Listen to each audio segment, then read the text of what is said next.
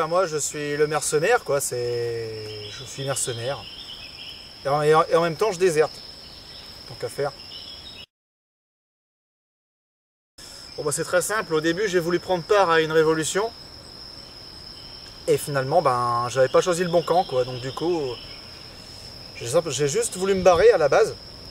Puis je suis tombé sur deux de l'Andu, ben pas ici même d'ailleurs, là, ici. Je suis tombé sur deux de l'Andu qui avaient fait de même mais dans le camp opposé. Eux ils avaient choisi le bon camp mais ils s'étaient barrés pour, je sais pas, il y en avait un je crois qui avait trouvé une photo d'une femme sur un champ de bataille. Ils voulaient la retrouver d'après ce que j'ai compris. Voilà, donc bah, comme la jungle, c'est un environnement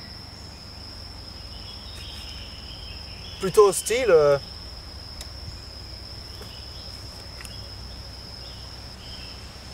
Non, c'est bon.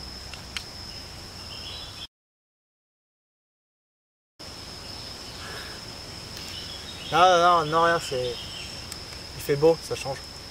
Parce que là, je me suis tapé 3 semaines de pluie. En plus, les deux là, ils sont partis faire des courses, ils sont jamais revenus. J'ai pas été ici pendant 3 semaines, donc je commençais à manquer de bouffe. Et donc la révolution, bah, j'y ai pris part. À la base, si vous voulez, moi j'étais pâtissier. Puis finalement, ben, les éclairs au chocolat, les éclairs au café, les meringues, tout ça, j'en avais marre. Mais marre. Je me suis dit, bon allez, c'est bon, je pars à l'aventure. J'ai pris un aller simple pour l'Amazonie. Et je me suis souvenu de mes cours de tir à l'arc au collège. Je me suis dit, je vais devenir mercenaire du coup. C'est comme ça que je suis devenu mercenaire. Du coup, je vends des armes aussi, tant qu'à faire, hein, ça arrondit un peu les fins de mois. C'est bien, c'est cool.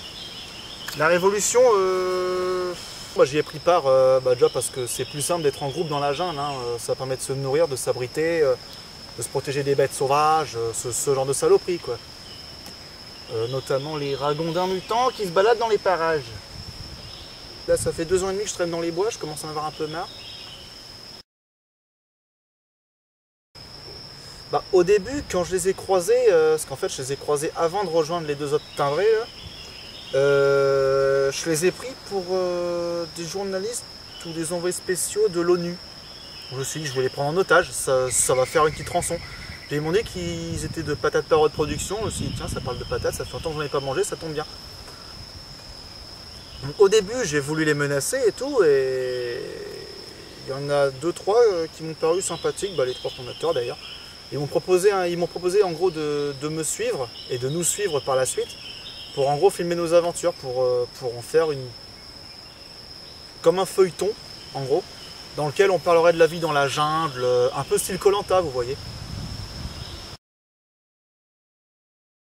Ouais, oui, alors donc voilà, comme je vous disais, il y avait trois personnages, 3 énergumènes.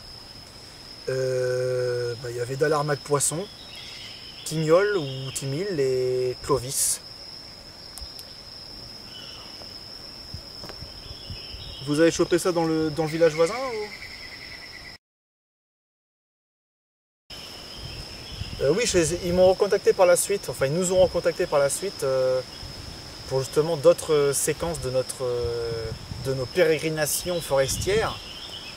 Et au final, là ça fait un moment qu'on les a pas vus, tiens. Ils nous ont recontactés par téléphone satellite.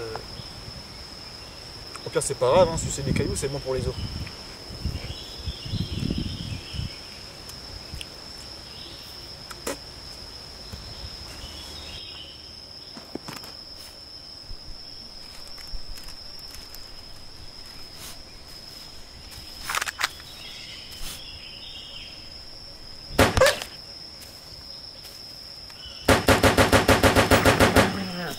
Saloperie de ragondin de merde!